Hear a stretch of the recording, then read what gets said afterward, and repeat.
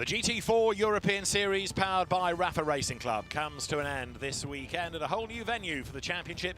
We're at the Jeddah Corniche Circuit. We're in Saudi Arabia, we're in the sunshine, although for the GT4 teams, they're going to have a night race this evening, they're going to have a daytime race tomorrow, and two of the three class titles are on the line. AM has already been won by Laurent Hergon and Pascal Hutto, but we have Silver and we have Pro-Am up for grabs. And under a cloudless sky, very hot temperatures, the pit lane has just opened, the cars making their way out onto this 6-kilometre long circuit, which just snakes its way around this very narrow strip of land. You'll see what I mean about that in a moment, because the cars sort of weave left and right all the way up to a hairpin, and then they weave left and right all the way back down again. That oversimplifies the lap. There's an awful lot more to it than that. There are some very, very fast sections, that is for sure. And it really does give an impression of being very narrow. Not everywhere, because it's a Formula One venue. There is a bit of runoff at certain places, but for other parts, like that, for example, the wall is very close indeed. It's a great circuit for GT cars. The drivers yesterday had test sessions, so not effectively part of the event, but an opportunity to go and explore the circuit, and they all came back absolutely beaming, loving the place. It is, as you'd anticipate, for a modern Formula One circuit, a real architectural triumph, and one that the teams have all enjoyed being at thus far this weekend. It's not to say that people have got through without damage. Certainly GT3 teams have found themselves in the walls a little bit. The GT4 teams perhaps have been slightly better behaved, but that might all go to pot in a moment. Pre-qualifying is underway. David Addison is trackside. They have pre-qualifying and qualifying and race one today. So at the moment, although there's an element in this hour session of learning the circuit, and yes, an element of going for a time as well, there's also quite an important aspect of keeping away from the wall, because now is not a day when you want to be damaging the car. 78 comes here, the McLaren looking at, of Josh Rattigan and Tom Leben as the championship lead car. Now, they missed the free practice period last night because of an issue. The car overheating, and that was at the end of the test, and therefore it couldn't go out at all in the free practice session yesterday evening. So the fact that the car is on the track at all is very good news, especially as Josh Rattigan and Tom Leben come into this as the Silver Championship leaders ahead of Robert Consigny and Benjamin Lariche, which in a sense is a bit of a surprise, because they seem to have had rotten luck all season in the Audi, other than turning it all around at Monza, where they took 2 wins, but they've had penalties, they've had punctures, they've had damage, they've had retirements, yet the fact that they could still take the title is quite something. There's the hairpin, which is up at turn 13. And then the cars off that slightly banked corner snake their way back through sector 2 down towards the end of the lap. 27 corners in total. The track sort of rides its way along this very narrow strip of land. You've got the Red Sea on one side and the main dual carriageway on the other. It's played host to Formula 1, to Formula 2, to Carrera Cup Middle East, now to a proper multi-mark GT weekend with GT4 and GT3 on track over the course of the weekend. And of course, for just about everybody, it's a whole new circuit, so a lot of learning is going on over the course of the weekend. Josh Rattigan is at the helm of number 78 at the moment, and working his way through the final sector, looking as though this is going to be the benchmark lap time. Yes, there's an element of wanting to set a good lap here, just in case qualifying all unravels for whatever reason. If the session couldn't happen, you'd take the pre-qualifying lap times, but there's also, of course, that aspect of getting the car absolutely dialed in and learning about the circuit. And up towards the timing line, which is that stripe there, goes Josh Rattigan then, and as he breaks the beam, that should put him up to the top of the times, and it does on 2 minutes 11.9.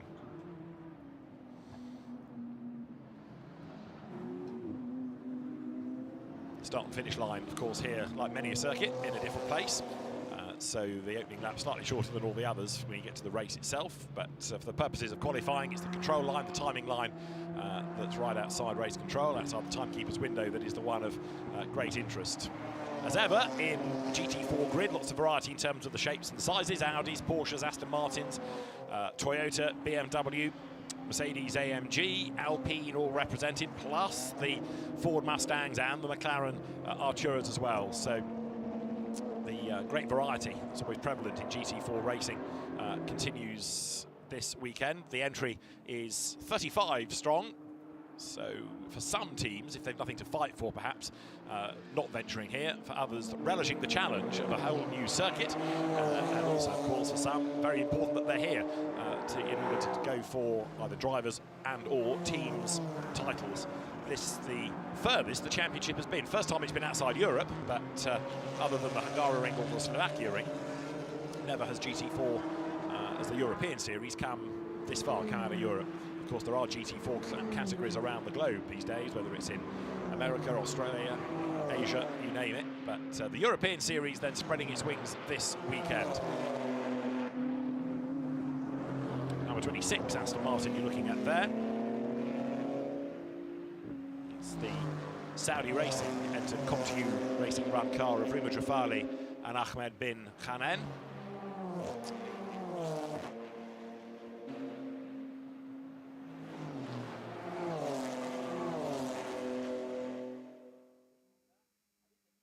And also you've got the sister car with Bandar Al-Asai at the wheel, and that is hustling on to be 6th quickest at the moment. In fact, Josh Rattigan is still the fastest, but up towards the timing line goes 26. And let's see where that lap is going to put, well, briefly 4th, then back down to 5th for Al-Asai. Pedro Ibrahim's BMW right there behind, being able to go just a little bit faster. Other drivers getting themselves ready. Important to try and cycle through both drivers in this session if possible.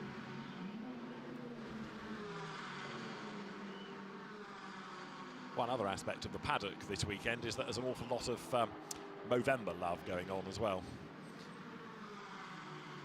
So Josh Rattigan remaining the fastest, as there through once again is the Bandar Al-Asai driven Aston, the Saudi driver. A lot of attention, of course, for the Saudi crews. Into the pit lane comes one of the two Academy Motorsport Ford Mustangs, Matt Nicol-Jones's team, and it is Patron behind the wheel as well, number 62, MNJ, who made his name as a Ginetta champion in the UK. He brought the Mustang in.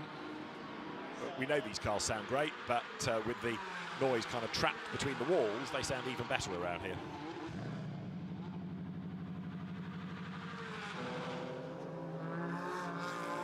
Porsche Caymans aplenty, one or two clambering up the curbs, including the soloist Romain Wozniak, the French driver in the green car in the background, the bronze-graded driver Wozniak going solo.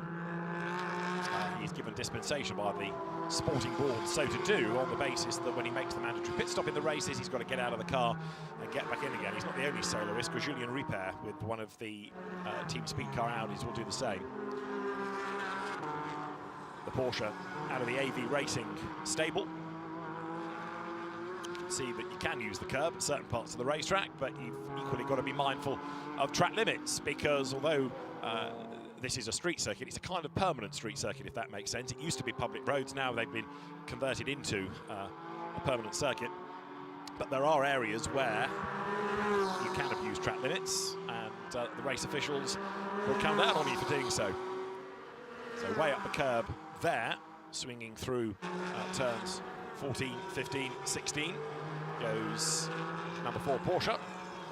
And Romain Wozniak now makes the run out of turn 18, blasts his way down the back part of the circuit. And as you break into the third sector, turns 21, 22, 23 is another hard break. Sort of comes up on you almost, you're heading towards it now. It's a bit of a surprise.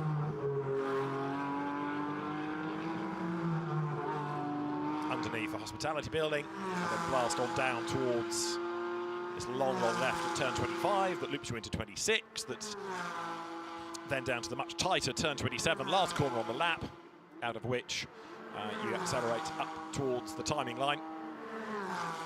And we've got news of a spin for number 24, which is the Vinny Beltramelli, Florian Brichet Porsche. That's had a spin at turn 13, which is the hairpin. Right, Wozniak goes over the line, and that's his first flying lap, in essence. And as he breaks the beam, it's a long pit straight on this 6K lap. That's going to put him 28th, I reckon. 16 Mercedes, Andy Cantu and Charles Dawson sharing the car. Andy Cantu in it most recently. Charles Dawson we've got used to seeing doing good things with Seb Morris in one of these cars in British GT, running for Stuart Parker's team, but here for the NM Racing team. And Andy Cantu has had a pretty decent season as well. Twice he's taken a pole position, and he and Charles Dawson had a win both at Hockenheim and at Monza, running in the AM class, for which Andy Cantu is allowed to be effectively downgraded to a bronze, so he can drop into that with Charles Dawson. Matt Jones back on track, as you can see in the Mustang.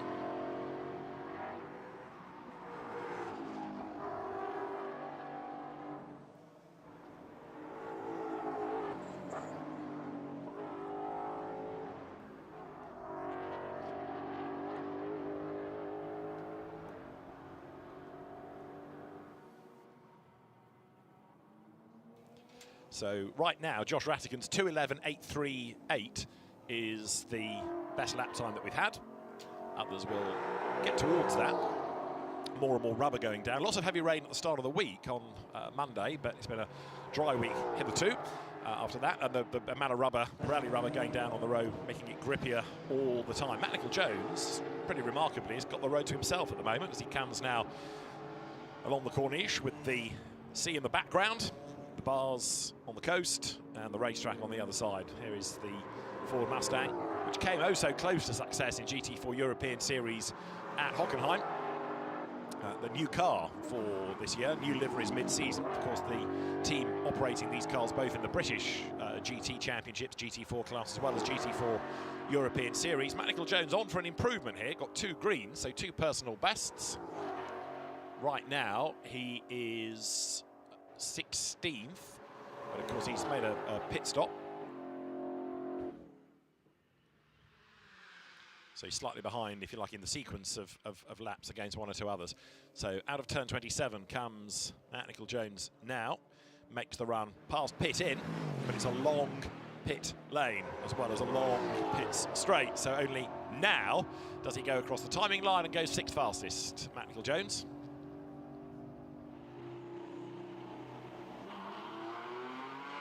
There's the Josh Rattigan, Tom Leben McLaren waiting to go back out. Josh Rattigan having done the time thus far. The sister car, Tom Emson, there, he's at the wheel of it, and 4th fastest, but he's got a bit of traffic up the road. One of the Alpines, no, one of the Mercedes, indeed, up the road ahead.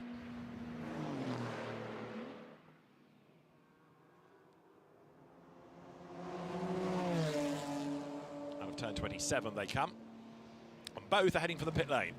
So I think it's one of the NM Racing team Mercedes. Oh, but then changes its mind, decides to go for another lap, and there might well be some driver changes to go on at the Elite Motorsport pit box. So 78 there, looking as though now Tom Leben is going to take over. And Tom Emson has brought 77 in, as you were seeing, coming down pit road, and it will be Alex Denning, all being well, that will take over that car.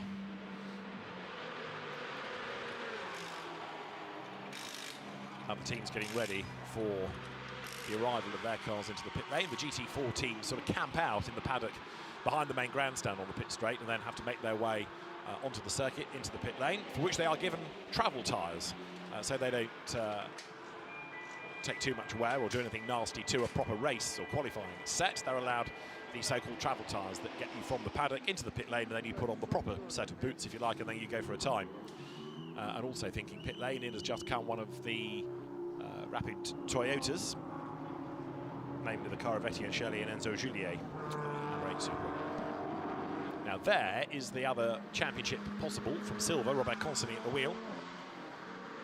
And Consonny yesterday was very, very mighty indeed across the test sessions and free practice. And he was saying afterwards that he really felt at home between the walls. They didn't phase him, he was able to really push. Whether that's the rally background that he has of narrow roads or a narrow feel to the road, discuss. But certainly Robert Consonny was in good form yesterday. And as I said earlier on, given that they are still fighting for the championship in Silver after a tough year, it's pretty impressive.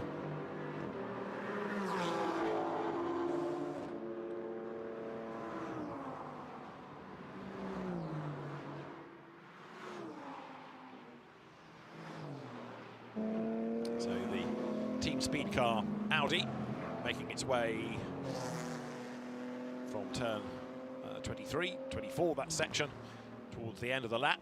And second fastest currently is Robert Consani, as you can see. Up to third has got another race winner this year and a previous champion as well, namely Gabriele Piana in the Borissan Automotive BMW, Hockenheim winner. Consani's going to be down though this time, because you can see neither of the first two sectors are green nor purple, in other words not an improvement, so it's going to be a slower lap for Robert Consani, but still a competitive one, I would have thought. Gabriele Piana now up to second, Consani across the line slower.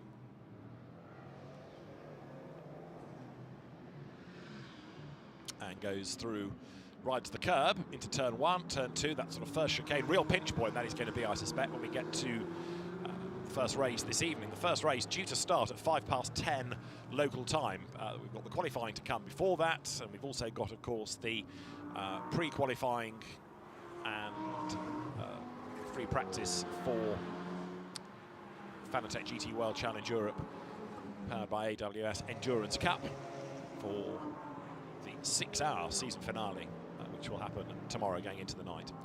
But Robert Consani right now hustles on, and so likewise is Gabriele Piana, who can't really do much in terms of the championship for himself, but he could take points away from the others. So Piana, we know he's quick, and he might be somebody with something to say this weekend.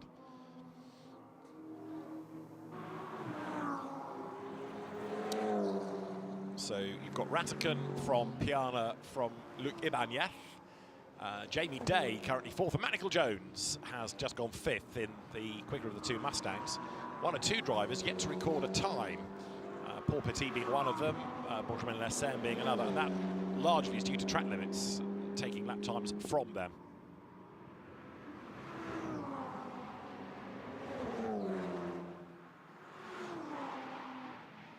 So Robert Consani hustles on.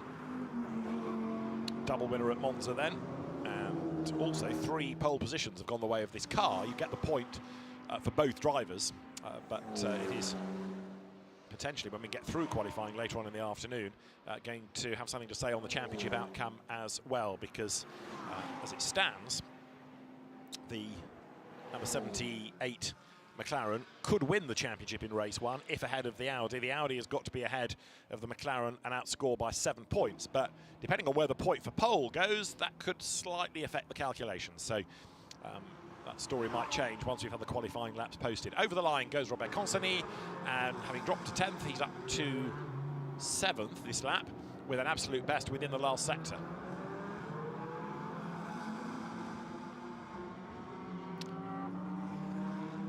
Now let's head to the pit lane for a moment, because in 77 McLaren, Alex Denning has a view on this circuit. He's with Antonia Rankin. Alex, you were just saying how much you're enjoying this circuit this weekend. How special are you finding it? Oh, it's incredible. Like, to be in this country alone, let alone drive it in a McLaren, for me, I just like remind myself all weekend how privileged I am to do it. The track itself is absolutely super. Every time you have to be on the ragged edge, and as soon as you like cool to like go for a 95% run, you find that you go off by 1.5 seconds. So you have to aim for the wall. The closer you get to the wall, the faster, until you don't go any faster because you hit the wall. So yeah, it's amazing. The car looks strong, myself and Tom look strong, so I think we'll struggle a little bit in a straight line. We just have to get a good qualifying and hopefully take the race from there. How do you think your Arturo does measure up against the other cars in this grid? Obviously it's a very competitive field. Yeah, look, I think the McLaren has been great all year. We in particular with the 77 car have struggled with cooling. And with a lot of reliability issues. The car itself, McLaren have built, is absolutely superb. It's not as raceable because it's not as good in a straight line, but generally if we qualify well, it's all about qualifying, because we don't have enough speed to get past them on the straights, but if we can maintain the gap through the corners, we should be good for the straights. Great, thank you very much. So Alex Denning in 77, the kind of unlucky McLaren this year. Tom Empson has got behind the wheel of that for the moment. As you look there at number 46, Porsche of Jean-Laurent Navarro, who has also been rapid on occasions this season. And Jean-Laurent Navarro, another of the drivers fighting for class honours. Makes the run down towards the hairpin through turn 13. And Jean-Laurent Navarro out of Pro-Am with Julien Brichet. Had a win at Misano going back to round 3 in the championship. So they proved this car has got pace. It came in the GT4 RS Club Sport. Certainly a rapid car, evidenced by the fact that it's a Porsche crew that lead the Pro-Am aspect of the championship, namely Finn Zulauf and Max Kronberg.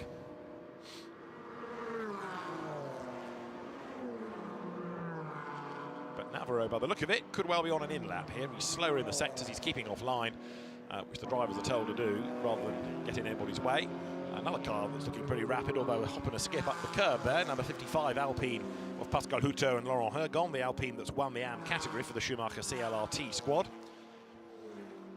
In a really pretty dominant season. They won the first 2 races. They then had a further 4 wins on the bounce. They've not won, actually, since race 1 at Hockenheim, but they've done enough with 7 pole positions for the car as well to take the class championship.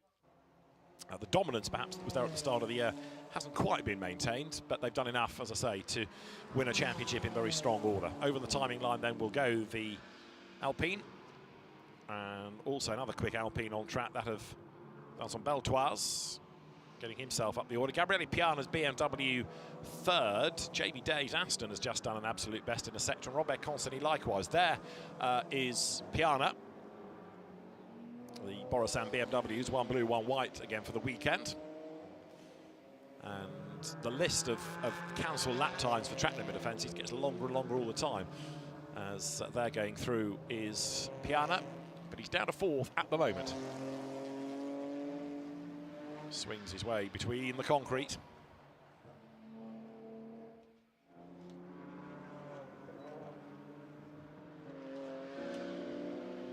And up the curb, Piana pushing on. Launch life a specialist, so this shouldn't really phase him too much, this kind of circuit. And now makes the run on towards the hairpin at turn 13 through that slightly banked corner. Back onto the power, and then blasts his way for actually the bulk of the lap. It's a 6 kilometre long circuit, but you've only done about 2.5k by the time you're coming through the hairpin. So there's more on this side, if you like, than on the pits side of the circuit.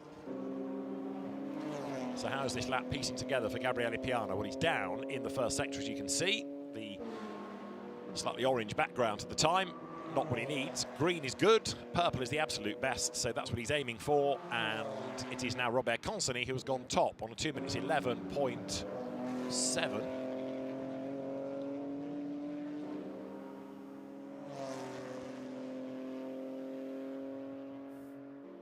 But for Piana, heading to roughly the halfway point of the session, he's actually doing pretty well in terms of traffic. Nobody getting in the way particularly, nobody around him particularly either. So the BMW powers on and now comes down towards the last corner on the lap. Sweeps through that left-hander, one of the tighter corners, and then the road starts to open up again. This long drag up towards the timing line. And Piana thunders up towards the timing beam now, goes through. And the lap for Gabriele Piana was a 2:12, so slower, but not by very much. We're only talking thousandths lost per sector by the Italian driver, who was champion last year in GT4 European Series when he shared with Michael Schrei. Meanwhile, 26 ready to go back out. Now with Fahad Al-Ghashaibi behind the wheel. Come to you. That we've got used to seeing running Astons, indeed winning at Spa in the 24 hours in GT World Challenge Endurance this year, running these cars, but coming new to GT4, adding to the workload, but with the 2 Saudi racing entries, very important part of the paddock this weekend. And Al-Ghashaibi waiting either for the signal or to get the car fired up again. And is there a concern? Yes, there is. So he's either stalled it or it has got a problem, and so the team goes to try to assist, go through the restart process of that car. And now let's see whether Fahad Al-Ghasaibi is going to be able to rejoin. Yes, he is. So the car makes its way now down the pit lane. It runs in Pro-Am, as you can see on the back.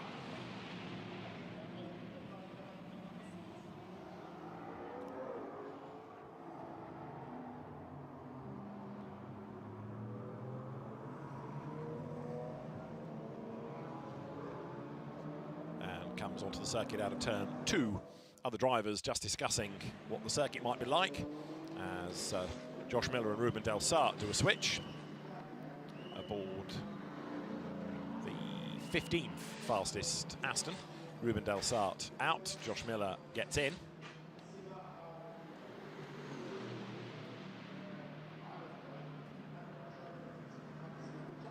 And that car possibly one to watch, I think, now in Josh Miller's hands, although that's not to suggest that Ruben Del Sart is slow. The Stanislav Safronov, Alexander Weintraub Aston here is the one that is second in the championship in Pro-Am. So it's another important car, this, 15 points back on the championship leaders Finn Zulaf and Max Kronberg with the W&S Motorsport Porsche.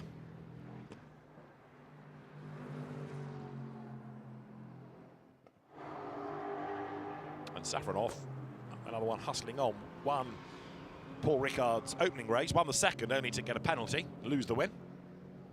And since then, they've had a win at Monza, but have been racking up points.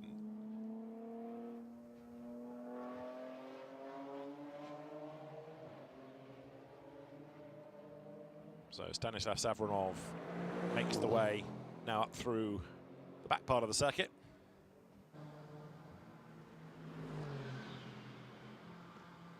And more track limit warnings coming up on the timing screen, although perversely Safronov, like many, despite the fact it's a big entry, has got a clear bit of road, but maybe with a 6 kilometre long lap that is possible for more than just one lucky driver. Safronov actually putting together quite a decent lap here in terms of the flow of it. The sector time hasn't really gelled yet. Another driver that is doing decent things is Finn Zulaf, 16th fastest, so the class rival here to Safronov is ahead in terms of the order. The Aston growls its way between the walls. Lots of people yesterday all anticipating a huge amount of drama, but the GT4 teams particularly managed to get through without too many incidents, and they're doing it again here as well. And as I said earlier on, bearing in mind there's a lot for them in the day, not just pre-qualifying, but the two qualifying sessions for today's race and tomorrow's, and today's race itself. Keeping the car out of trouble is absolutely crucial. And Stanislav Safronov has done for now, so brings the car in for Alexander Weintraub.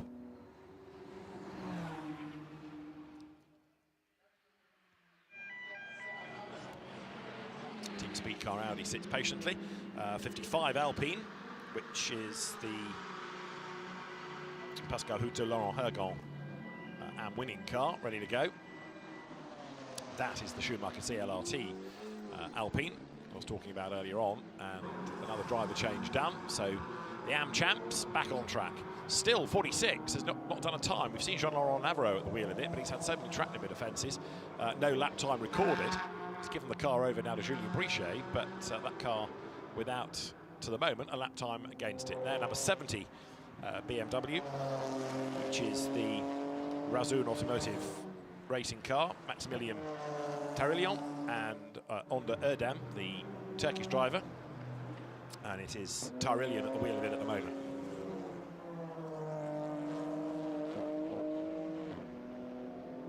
The Razun More Than Racing team coming into the championship really for the first time, having been seen in GT2 racing. There's Porsche as well as BMW representation on the grid. But good to have the BMW, which we know is a proven car. We've seen it win races, seen it win championships in other teams in the past. Good to have that on the grid.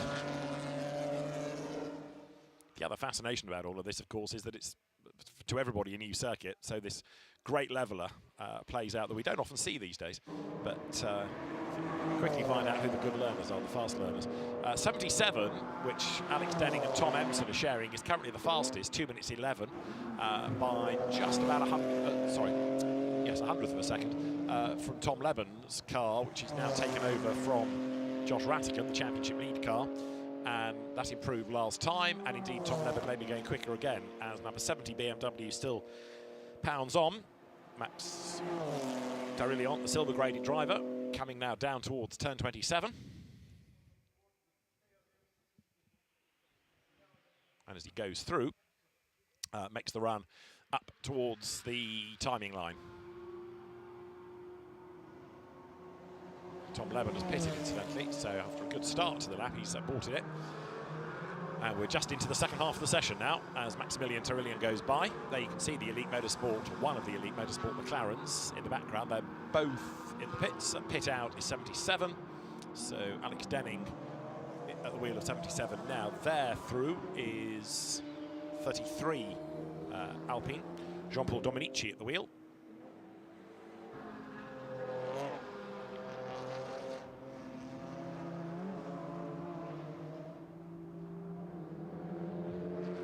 Dominici 33rd currently, or that car 33rd, sharing it with Xavier Folenfant.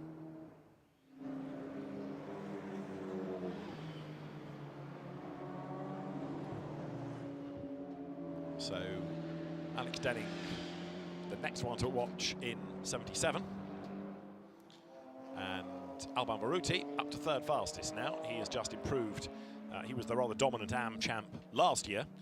And Alban Baruti then up to third fastest. That makes him the best of the Porsche drivers at the moment on 211.5. Number 110, the AVR Avatar car that he shares with Julien Piguet. So we want to watch, I reckon, that. Meantime, 33, Jean-Paul Dominici still penultimate in the order, presses on. And learning the circuit all the time. We've had an absolute best in Sector 1 out of Luc Ibanez, a very rapid Spanish driver. So his Mercedes want to keep an eye on this lap as well. Dominici still presses on.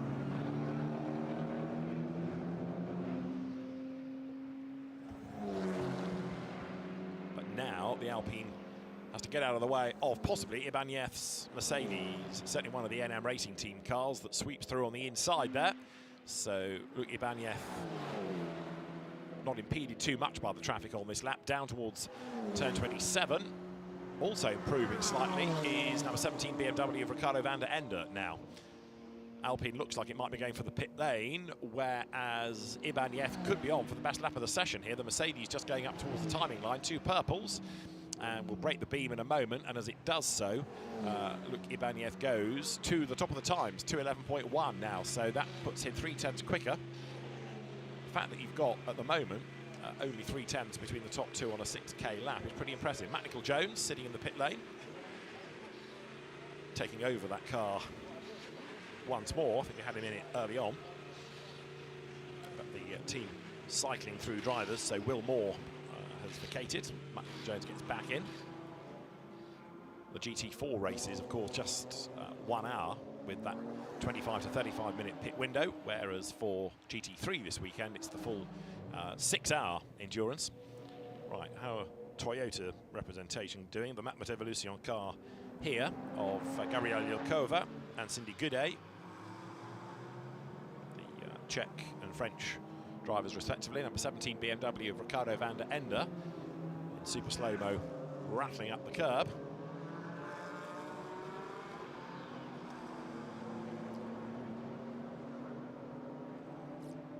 And Gabriel Yilkova, in fact, in the Supra, not doing a bad job right now. Currently 25th out of the 35 that we've got within the GT4 European Series. Matt Nicol-Jones' Mustang, by the way, has fallen a long way back to 27th, the sister car, which is Eric Evans, 22nd. So there's something to be unleashed, I think, yet, or unlocked from the Mustangs. Gabriel Yilkova comes down now to the end of the lap. Out of turn 22, 23, that section of the circuit.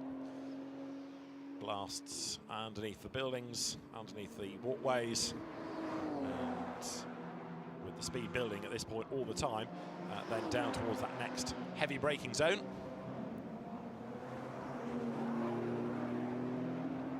That corner opened up a little bit. Possibly see a line on the left-hand side of turn 22, where the wall used to be. It's been brought back, opened up a little bit, made it slightly faster. And the Toyota then down towards the end of the lap for Yilkova, who was good in sector 1 and, as you can see, down in sector 2. So we'll see in a moment what this lap time pans out to be, but it's perhaps, like quite a few, been a bit of a yo-yo lap as Gabriel Yilkova comes towards the timing line, stays out, so going to go for another lap and goes through with the lap time now being good enough only for 30th. That was a slower lap, a 2:14.45. Only a couple of hundreds down on her earlier best, or the car's earlier best, but not an improvement.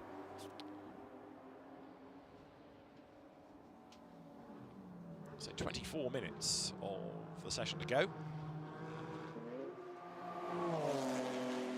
Number 12 BMW that Gabriele Piana was doing good things with earlier on. He's now given that car over to Beke Bessler, his teammate, co-driver, and it's up to Bessler now to try and haul it back up the order.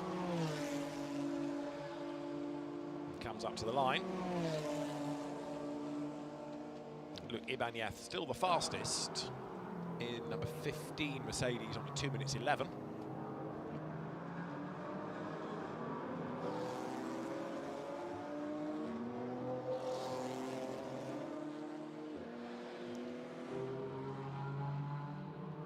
Okay, Bessler's lap here might well be rather spoiled because there's a whole wave of traffic just up the road. So the BMW comes through.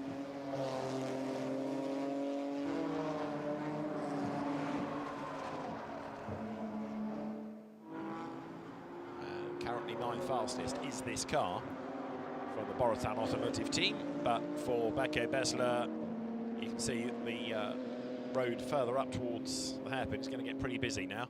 One of the Porsches getting out of the way as best it can, tipping into that slightly banked left-hander of turn 13. The man-made marina just the other side of the hairpin. And then way up the curve, the wrong side of the white line there, Beke Bessler. Getting past the Porsche, yes, but that might get a finger wagging, really. He was off the road in order to do that, but I don't think the lap's going to be a quick one, particularly anyway, because he's about to find another BMW ahead. The car of Paolo Maloney, by the look of it, just up the road ahead. The W&D Racing Team BMW. He's got past that as well, has Bessler. Winner at Hockenheim with Gabriele Piana back in July, but now coming through turn 23, the end of the lap beckons for Beke Bessler. Number 9 Toyota, a long way down by its high standards. 19th Etienne Shelley, and there is Paul Petit, number 75 Porsche, who is currently 15th, just improved in fact to 15th in the times.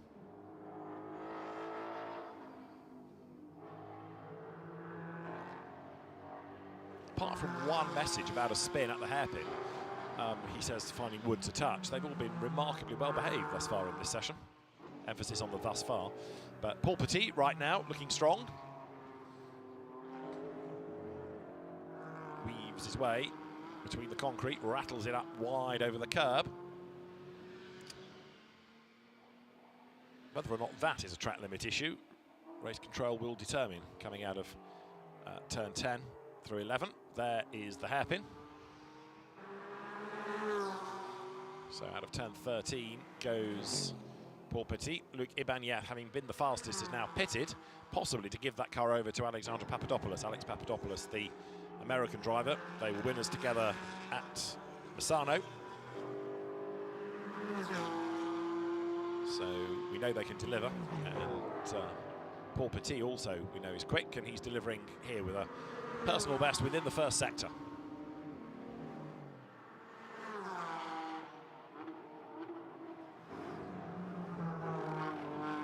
Bit of a wobble from Paul Petit, going out of turn 22 and slides wide over the curb. Got away with that, more or less, but shows the amount of effort that's being put in. He's therefore lost a bit of time in the middle sector, and Paul Petit is going to be slightly slower on this lap as a consequence. Accelerates down now to turn 27, last corner on this long, long lap. The fact that it's got 27 corners, I know some are perhaps, you know, a kink into a kink into a kink, but it does show you how much is crammed into the lap.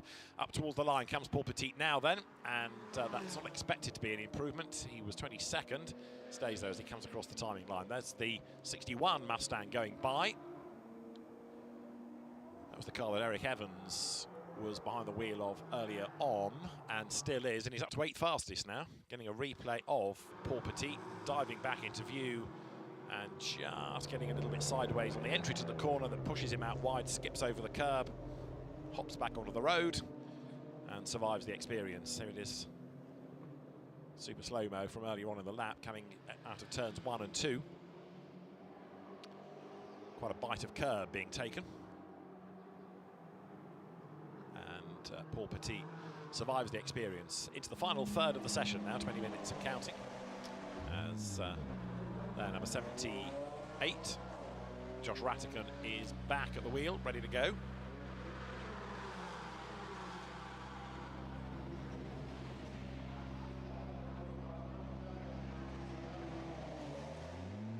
And 78 now makes its way down the pit road.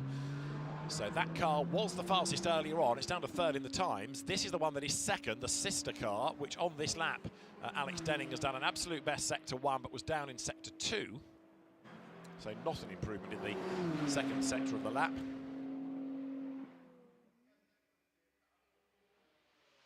And also possibly a bit of traffic just up the road ahead that might interrupt the final flow. Let's see, heading towards the line. The margin currently between the top two, the Ibanez time and Denning's time, and he's going to pit anyway, so it matters not. 0.4 of a second. So Alex Denning's lap kind of unravelled there with a good start. Does this show us why it's unravelled? It may well do. Again, it's turn 23, and he's wide, a bit like Paul Petit. Just too much speed carried in.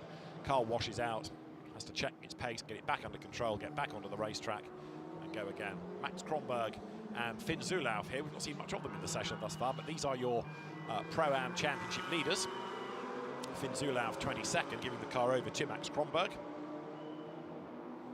As Rima Jafali, the Saudi Arabian racer, history maker as Saudi's first female racing driver. We've seen her in single-seaters, we've seen her in GT3, now turning attention to GT4 for the purposes of this weekend and the ability to race on home soil. Of course, there was Rima Jafali's own team, but for this weekend, going to Comptu, and Rima Jafali sharing with Ahmed bin Kanan in this Aston. Astons are plenty with GT4 and GT3 cars. These are the less outlandish, perhaps, of the shapes on display.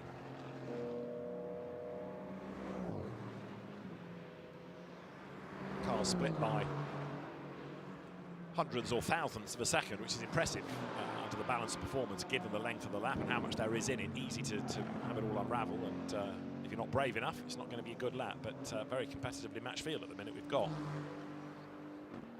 16 minutes remain on the clock.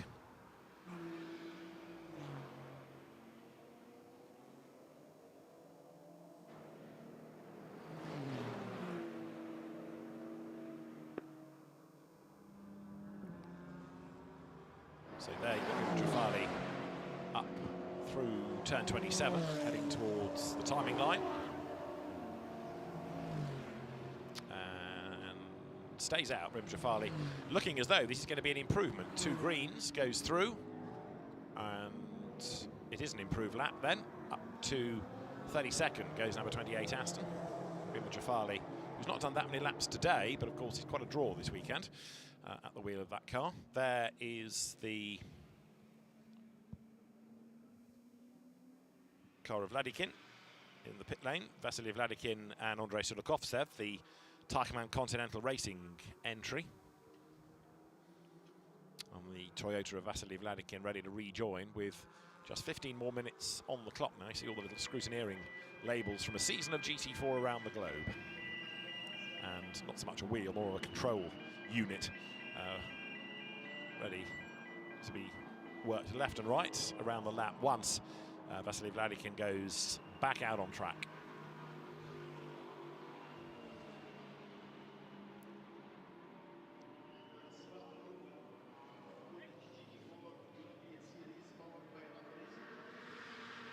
not much urgency about this for Vladikin, just sitting there quite happily, biding his time. This is the car that's fastest, number 15 Mercedes of Alex Papadopoulos. The American driver plying his trade in Europe, getting faster and faster all the time. And like all of them, learning a new circuit this weekend.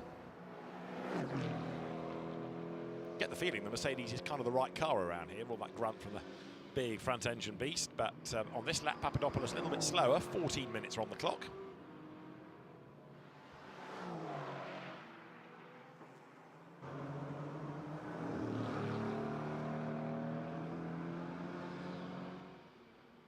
So the Mercedes very close to the Tech Pro barrier there as he swings now on through turns 25, 26, down to the end of the lap.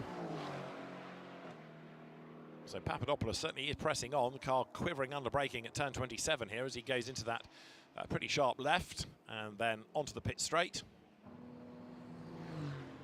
Heads now up towards the timing line.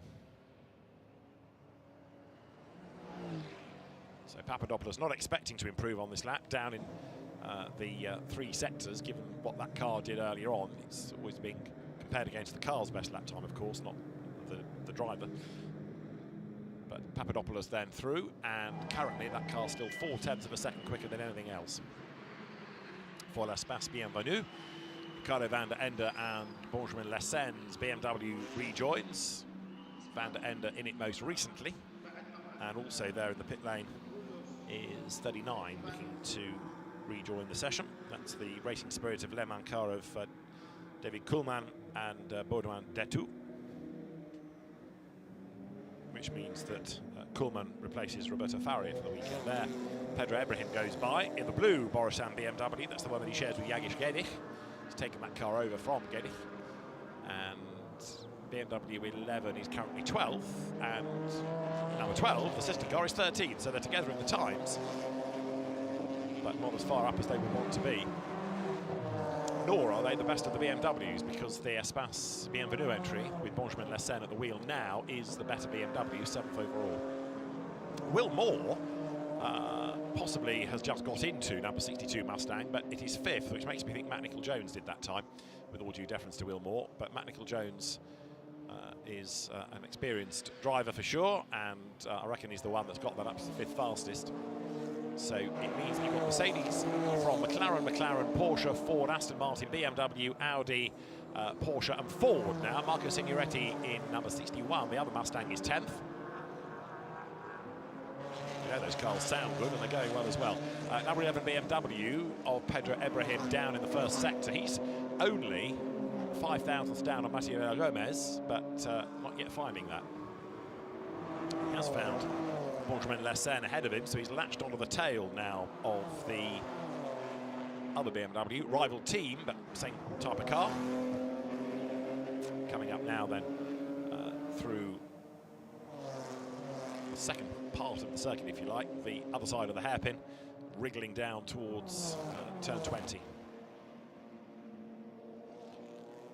So this sort of unofficial Formula BMW battle continues. Now we've got just over 10 minutes of the session to go. Ibrahim has backed it right off, coming towards turn 27, letting that other BM go. He wants to get the clear track space and tries. He gets very close to the concrete there to go for a time on this next lap. He's running out of options. Flying lap over 2 minutes, so he's only got really time for 4 more pretty much. In the background, number 3, Robert Consonny, who's done the bulk of the driving, it feels, in the speed car Audi.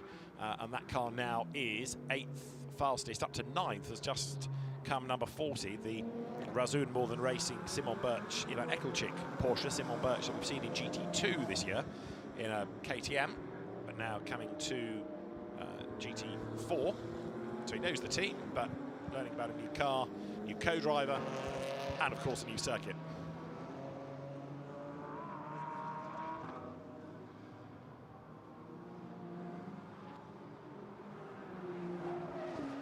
Big squeal of tyres in the background, the Toyota getting all crossed up and snaking out wide. Looking here at Alex Denning, number 77, who on his last lap improved to be second on a 2:11.1, so he's only a 10th back now from Mercedes number 15. Comes through turn 11 where that big high curb is, 78, the Josh Ratican car, the sister car, has now done an absolute best within the first sector. So the Elite Motorsport McLarens upping the pace a little bit.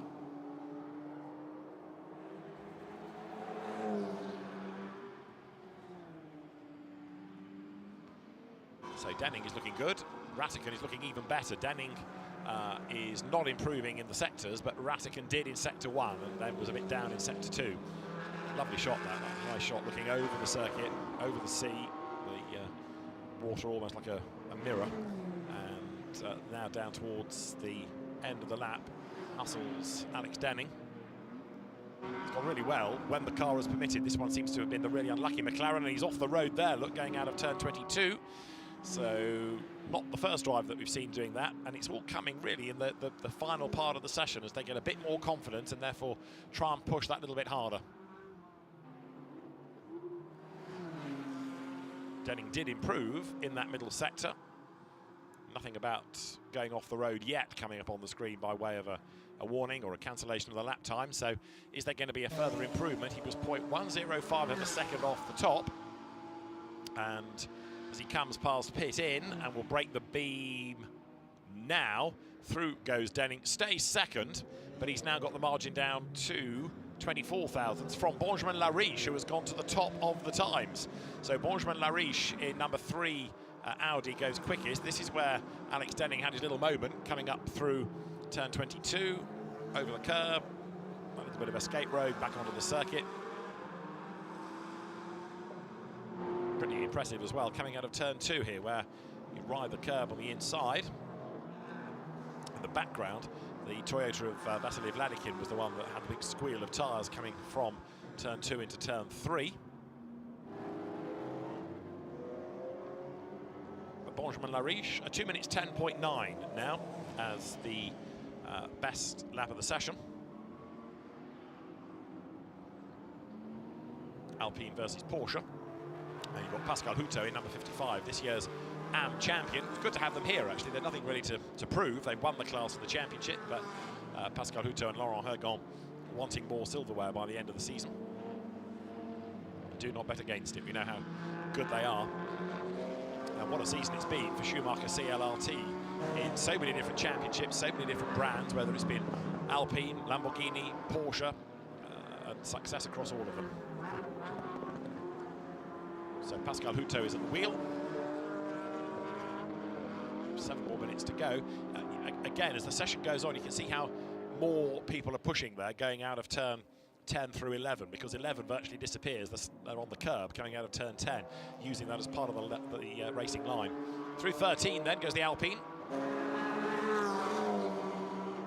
Pascal Houteau riding shotgun behind the Porsche. Turn 4, turn 9, turn 11, that's where the track limit cancellations are coming. And we've got a speed car Audi in strife coming out of turn 2. And that looks like it may be the second of the cars for Julien Ripert. Yes, it's not a single digit, treble 4 by the look of it. So Julien Ripert tries now to get going again. The marshals assisting in getting him back on track, and excellent all round that, because the yellow flag can be withdrawn, the car's undamaged, and from a pretty hearty-mouth place to park, Julien Ripert has been able to rejoin, so that'll be much of the delight of race control. They don't need to interrupt the session, so only I think our second spin of 54 minutes worth of running.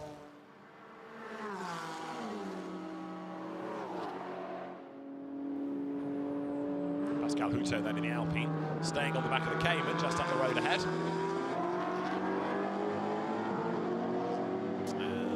Up towards the timing line, they now blast.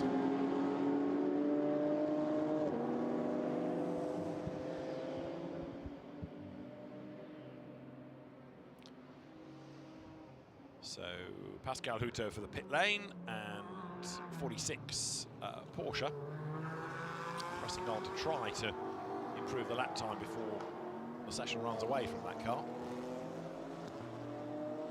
46 being the Julien Brichet, Jean-Laurent Navarro entry. But Brichet has now got up to 22nd in the times, and that is the replay of Julien Ripert's spin, and coasting into the little emergency cut-off area, and then able to get going again. But Robert Constantly watching on, Benjamin Lariche at the wheel. This is the car that's fastest.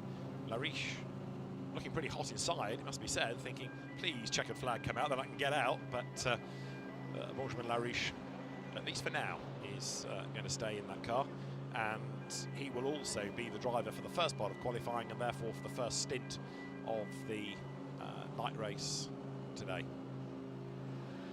Robert Constantly leans in to listen, but I'd be surprised if they go back out again now. With only 4 minutes on the clock, even if they lose the top time, there isn't really time to do an outlap and a proper flying lap.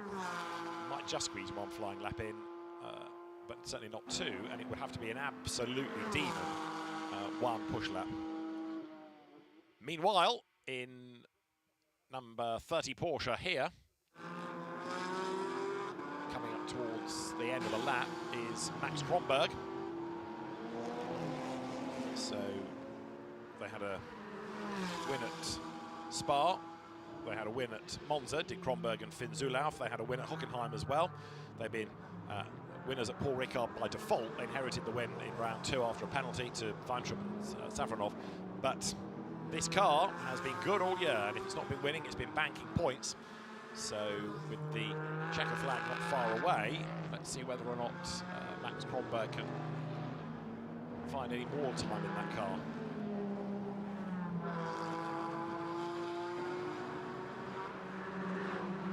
Goes through this section of 4, 5, 6, 7, 8, 9, switching from left to right, and then big slide coming from 9 into 10. Turn 11 is effectively where all of that curbing is, which you still ride coming out of turn 10, and then on towards the hairpin up at turn 13. Max Kronberg on this lap, not improving in the first sector, not looking as though it's going to be a better lap.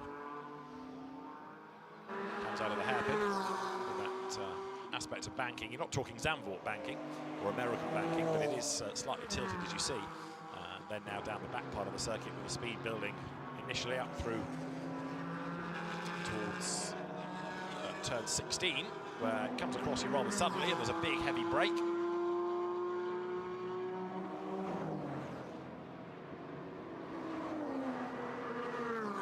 What we don't have, sadly, this weekend are the RAFA Racing Team McLarens. So Rafael Martinez, who is the championship sponsor, not here, which is a shame, competing, but the American team has been a big hit in the championship this year, and the RAFA Racing Club support has been very gratefully received, that's for sure. Max Kronberg down in the middle sector as well of this lap.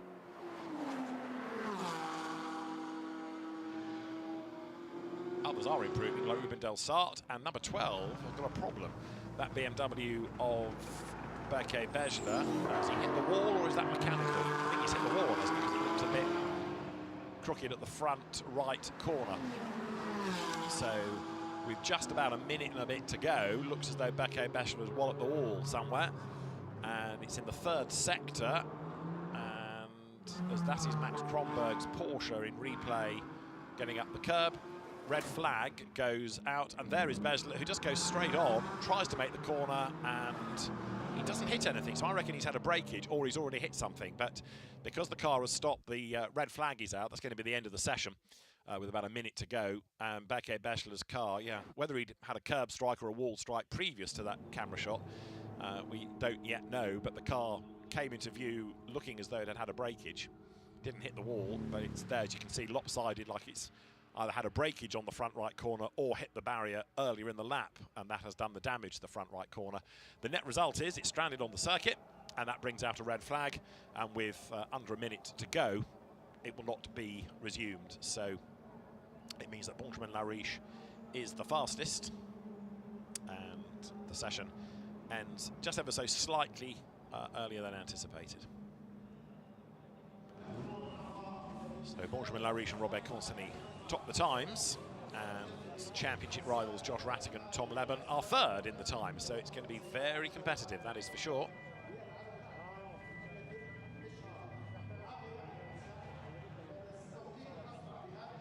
Benjamin Lariche now out of his car, Julien Ripert out of his, explaining about the incident that he had at turn 2. just with the back, one assumes, stepping out of line and looping him around. But Julien Ripert okay, but illustrating that this is a track you've got to treat with respect.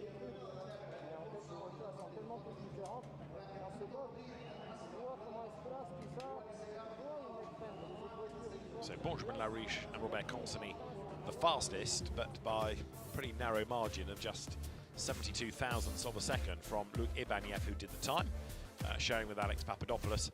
Third, Josh Rattigan and Tom Leben, the championship leaders in silver, from Alex Denning and Tom Emsom. Alban Baruti fifth with Julien Piguet, Will Moore and Matt Nicholl-Jones, MNJ doing the time sixth, ahead of Ruben Del Sart and Josh Miller. Eighth, Ricardo van der Ende and Benjamin Lessem. Ninth, Simon Birch and Ivan Eklochik, with Eric Evans and Marco Signoretti rounding out the top 10. In AM, it was the Kevin Jimenez and Florent Grisot Aston that was the fastest. In silver, Benjamin Lariche and Robert Consony the fastest. And Pro-Am, Julien Piguet sharing with Alban Baruti. So one or two drivers having incidents. The most significant, though, really being that right front problem for Berke Beschler in a car that is normally up near the front of the field. And they need to get that sorted out, ready for qualifying a little bit later on. So now the cars queue, ready to head back to the paddock, which is on the outside of the circuit. Obviously the GT3 teams have the pit garages. And we look forward to the qualifying session for GT4, which will be at 6 o'clock local time. Join us for that later on in the day. For now, it's goodbye from Jeddah.